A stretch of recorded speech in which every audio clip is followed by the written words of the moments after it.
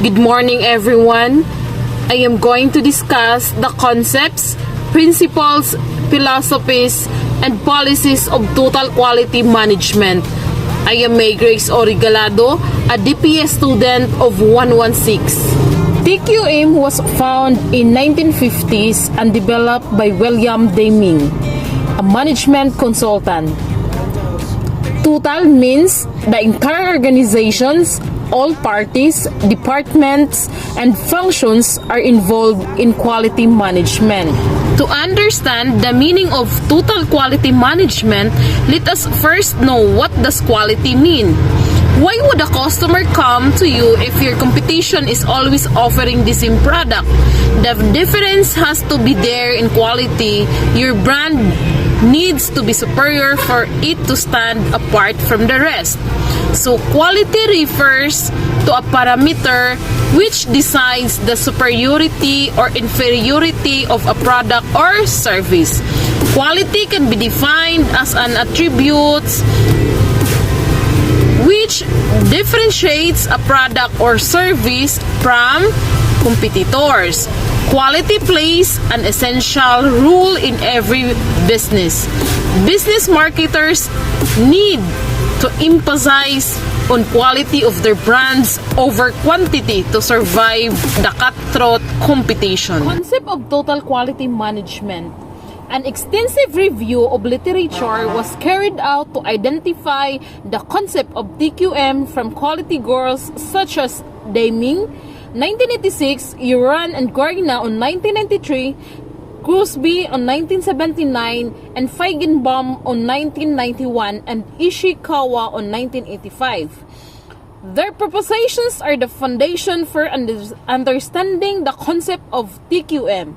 The following subsections present the main principle and practices of TQM proposed by these quality gurus. These are Deming's approach.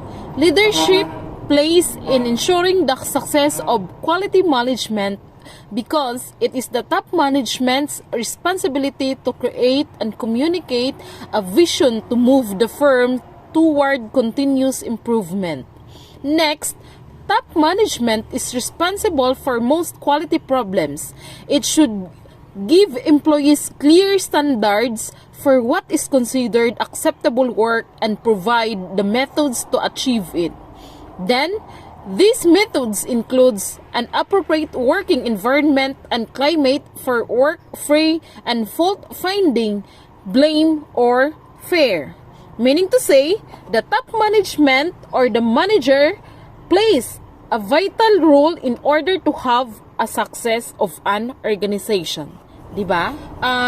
Deming have a 14 principles in TQM and I just want to run through this one because there are many to mention, in which on his principles he just focused on the improvement of each and everyone's work. Then the leadership, in which it aims is to help the people and everything to do a better job. Also, he mentioned about drive out fear so that people may work effectively for the company. So these are his 14 principles. No? Uran's approach to TQM. According to him, it is very important to understand the customer's needs. Also, he defined a universal sequence of activities for the three quality processes. Those are quality planning, quality control, quality improvement. In quality planning, it is establish quality goals, identify customers, discover customers' needs, develop product features, develop processes features, establish process controls, transfer to operations.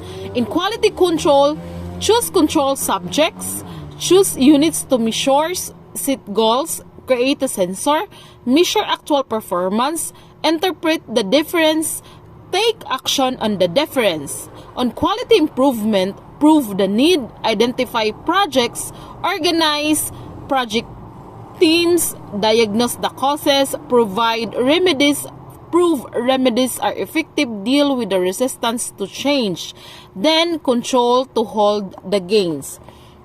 So have you noticed about Deming's approach? Though they have similarities, but then Deming focus on everyone's work, while this philosopher approach, it is important to him to understand the customer's needs, diba? So those are the differences of their approach about TQM. Feigenbaum's approach to TQM. He claimed that effective quality management consists of 4 main stages. Those are setting quality standards, appraising conformance to these standards, acting when standards are not met, planning for improvement in these standards. So, in this philosopher, he has always a standards in order to meet the goals. Okay? Ishikawa's approach to TQM. He advocated employee participation as the key to the successful implementation of TQM. Also, his concept of TQM contains the following 6 fundamental principles. Quality first, not short-term. Profits first.